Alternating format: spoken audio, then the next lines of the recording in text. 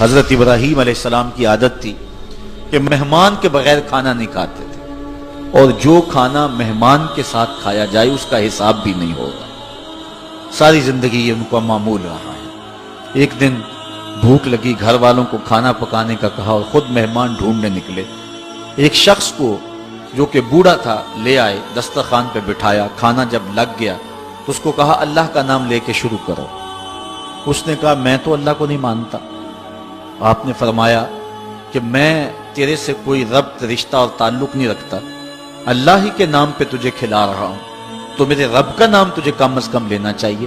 اس نے کہا میں تو بتوں کا پجاری ہوں اور روٹی کے چند ٹکڑوں کے لیے اپنے بتوں سے بے وفائی نہیں کر سکتا۔ حضرت ابراہیم علیہ السلام بولے جب تو اتنا غیرت مند ہے کہ میرے رب کا نام نہیں لیتا اور اپنے بتوں سے بے وفائی نہیں کر سکتا، تو پھر میرا بھی تو کیا لگتا ہے، اگر میرے رب کو نہیں مانتا تو میں تو کھانا اس رب کے نام پہ کھلاؤں گا، کھاتا ہے تو ٹھیک، نہیں تو تیری مرضی۔ وہ حضرت ابراہیم علیہ السلام کے دسترخوان سے اٹھ کے چلتا بنا، وہ گیا تو جبریل امین حاضر ہو گئے، سلام دیا، سندیسہ سنایا۔ رب کہتا ہے اے میرے خلیل، تو نے میرا ایک بندہ ناراض کر دیا۔ یا اللہ، وہ تیرا بندہ تھا، وہ تو تیرا نام لینا گوارا نہیں کرتا تھا، اور تو فرما رہا ہے کہ وہ میرا بندہ تھا۔ ارشاد ہوا ابراہیم بتاؤ اس کی عمر کتنی ہوگی؟ یا اللہ 80 سال کے قریب ہوگی۔ کہا اتنا عرصہ ہو گیا نا میں اس کو رزق دے رہا ہوں، تم ایک دن نہیں کھلا سکے؟ اب حضرت ابراہیم اس کو ڈھونڈ رہے ہیں، وہ دور پہاڑ پہ جا چکا ہے۔ اس کے قریب پہنچے، کہا میاں کھانا ٹھنڈا ہو رہا ہے، جلدی آؤ۔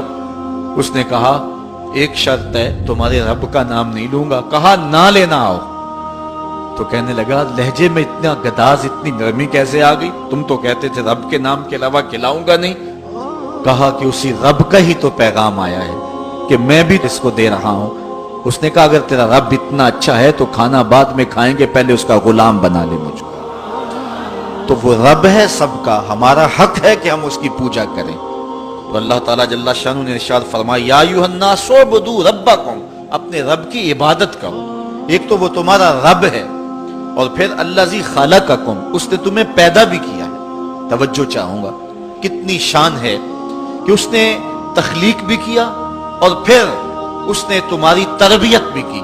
جو تخلیق بھی کرے اور تمہاری تربیت بھی کرے، کیا اس کا حق نہیں ہے کہ اس کے حضور سجدہ ریزیاں کی جائیں؟ ساری زندگی انسان ماں کی خدمت کرتا رہے تو بتاؤ ماں کی خدمتوں کا بدلہ دے سکتا ہے؟ ماں کے پیار کا صلہ دے سکتا ہے؟ تو انسان جتنی مرضی خدمت کر کے ماں باپ کو راضی کرنے کی کوشش کرے وہ تو راضی ہوتے ہیں، بلکہ نالائق اولاد کے لیے ماں باپ کی دعائیں اور زیادہ ہوتی ہیں۔ تو انسان ان کی خدمت کا حق نہیں دے سکتا۔ ماں باپ کے اتنے حق کیوں ہیں؟ اس لیے کہ ماں نے بیٹے کو جنم دیا، جس نے جنم دیا ہے اس کے اتنے حق ہیں، تو جس رب نے خلق کیا ہے اس کے کتنے حق ہوں گے؟ جس نے تخلیق کیا ہے، دست قدرت سے بنایا ہے، تو پھر اس کے کتنے حق ہوں گے؟ تو مجھے بتائیے اس شخص سے بڑا بدبخت کوئی ہو سکتا ہے جو اللہ کے حضور سجدہ ریزی نہیں کرتا؟ صبح کے وقت چڑیاں بھی اللہ کا نام لے رہی ہوتی، حشرات الارض بھی رب کا نام پکار رہے ہوتے ہیں، بلوں سے سر نکال کر جانور بھی اللہ کا نام پکار رہے ہوتے ہیں، اور اس شخص سے بڑا بد نصیب زمانے میں کوئی نہیں ہے کہ جو اللہ کے حضور جھکنا نہیں جانتا، جو اللہ کے حضور جو ہے وہ عبادت کا سر نہیں رکھتا۔ وہ رب ہے جو تمہیں پیدا کرنے والا ہے۔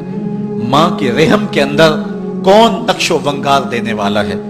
کس نے گوشت کے لوتھڑے کو بولنا سکھایا ہے؟ کس نے چشم خانوں کے اندر روشن چراغ رکھ دیے ہیں؟ اور کس نے سر کے اندر ایک نشیط اور روشن دماغ رکھ دیا ہے؟ کس نے ہاتھوں کو پکڑنے کی قوت دی اور کانوں کو شنوائی کی طاقت دی؟ اور کس نے جو ہے وہ سونگھنے کی قوت اور قوت شامہ ناک کے نتنوں کے اندر رکھ دی؟ کون ہے جو ٹانگوں میں زور پیدا کرتا ہے؟ کون ہے جس نے چھاتی کو طاقت دی؟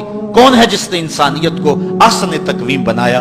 انسان، کیا تیرا حق ہے کہ مسجد کے قریب سے تو گزر جائے اور اللہ کا نمائندہ پکار رہا ہو حی علی الصلاۃ حی علی الفلاح، آجا نیکی کی طرف، آجا نماز کی طرف، اور تو جو ہے وہ اس کو سننے کے باوجود گزر جائے؟ ایسا ہو سکتا ہے کہ تو اس کے حضور آئے نہ، حاضر ہی نہ ہو؟ یہ بد نصیبی نہیں تو اور کیا ہے؟ اللہ تعالیٰ جل شانہ ہمیں اپنی عبادت کی توفیق نصیب فرمائے۔